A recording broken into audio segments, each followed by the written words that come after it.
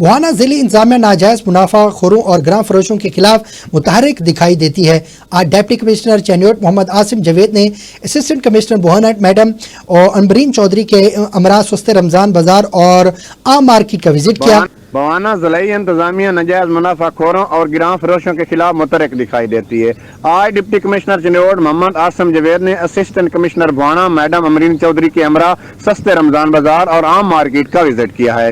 Market میں اشیاء خوردنوش کے ریٹ کا بھی جائزہ لیا گیا۔ اس حوالے سے ڈپٹی کمشنر محمد عاصم جاوید کا کہنا ہے کہ آج میں نے بوانا میں رمضان بازار کا وزٹ کیا ہے، وہاں پہ لوگوں سے میں ملا بھی ہوں، اور اس کے علاوہ یہ ہے کہ چیزوں کی کوالٹی کو چیک کیا ہے، کوانٹٹی بھی موجود ہے، کوالٹی بھی اچھی ہے، اور رمضان بازار کے حوالے سے مجھے کوئی شکایت موصول نہیں ہوئی۔ میں اے سی صاحبہ اور ان کی ٹیم کو یہاں پہ اپریشیٹ کرتا ہوں کہ رمضان بازار انہوں نے بہت اچھے طریقے سے لگوایا ہوا ہے۔